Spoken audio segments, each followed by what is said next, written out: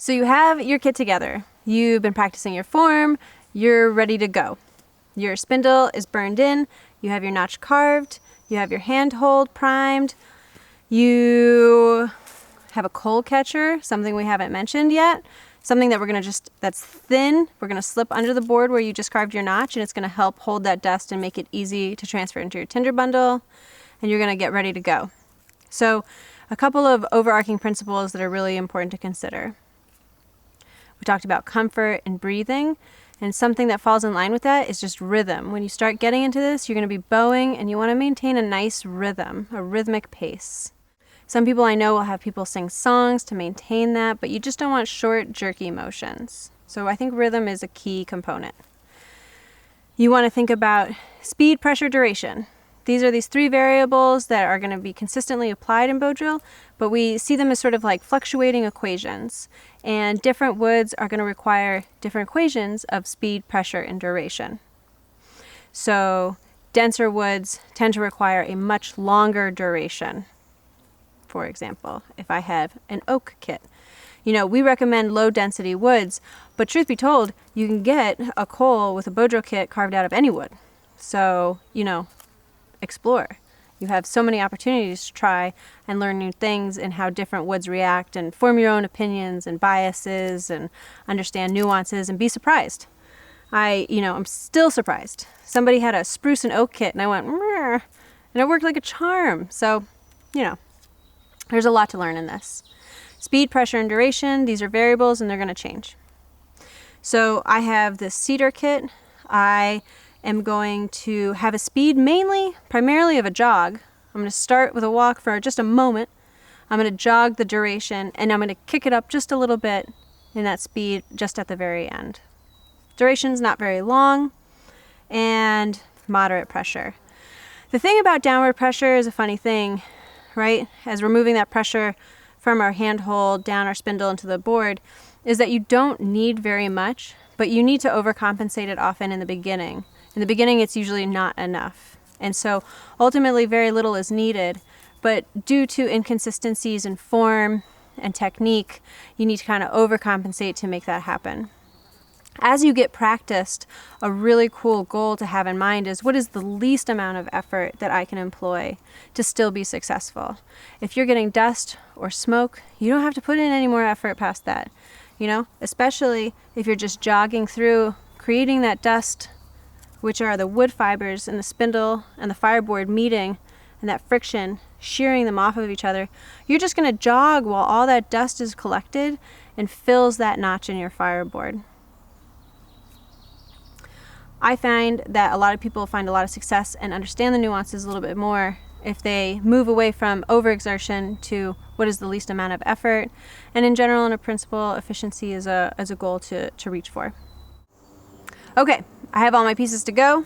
I'm going to take this thin little piece of bark I just pulled off the ground. I'm going to slip it underneath the notch of the fireboard without disrupting the ability of the fireboard to lay flat.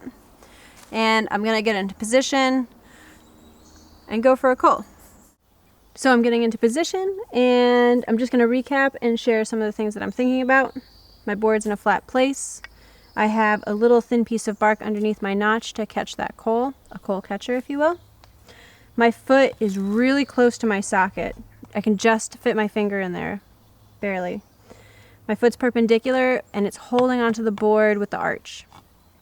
My dominant leg is in line, directly in line with the heel of my foot that's on the board, and my back foot is helping balance me. I'm going to get my spindle into my string. My spindle's in my string, and that string has good tension.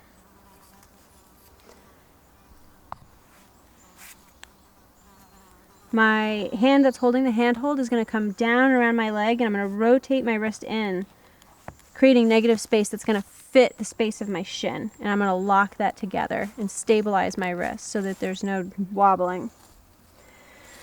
My spindle is on the outside of the string, and the string is halfway up the spindle. And I want to be that's going to help me use the whole length of that string. I want to use the whole bow. It's way more efficient. I'm going to grab by the back. I'm going to adjust with my wrist to keep that bow flat. I'm gonna breathe, move into a jog, and I'm just gonna hang out a jog. Hanging at a jog means like I can still talk to you. It also means I'm breathing.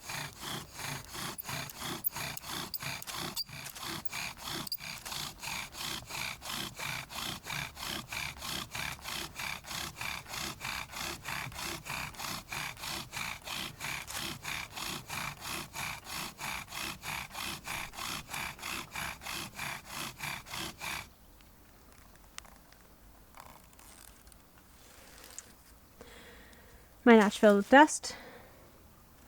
I'm slowly moving off of it. I don't want to kick my board. I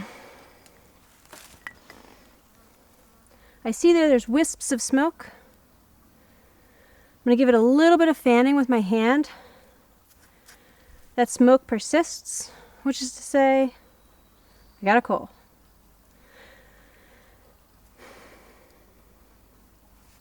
There is no need to rush here. Take your time. I kind of believe that it allows it to coalesce, right? This dust that was ripped off in the friction between the spindle and the fireboard has come together, hit that critical point, and is now actively burning. When I want to remove the fireboard, I'm going to gently lift, just give one little tap. I take any dust on that fireboard and I put it in my tinder bundle. I bring my tinder bundle closer to me so it doesn't have that distance to travel. Make sure I have a center, that divot. I'm going to place that right in there. And I'm going to fold that tinder bundle up around the sides to make sure that that coal is in the center.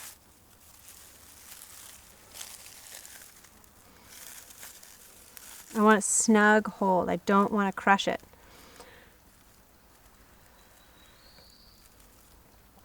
And I start to give it just a little bit of air. So long, slow, steady breaths. Long, slow, steady breaths is what's key.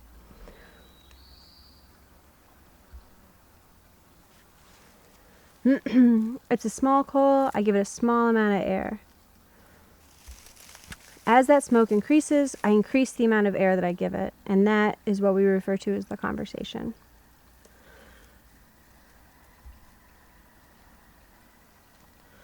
Sometimes you have to adjust things, give it air from new angles, recompress it if it's burned out a lot of the core.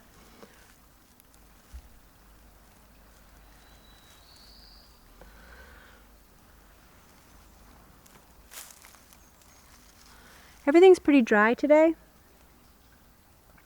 so I know that this should kick off pretty easily. And the things that I think are important are knowing that you can hold this while it's still in flame. And that's going to set you up to be able to better put it into your fire structure. And that you want to think about doing this in a place where you can easily drop it, because it's never worth burning yourself.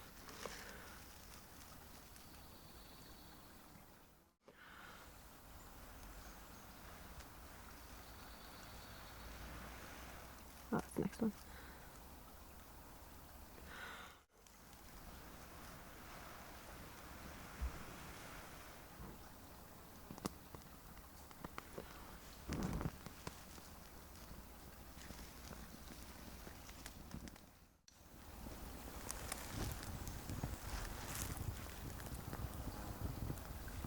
And there you have it.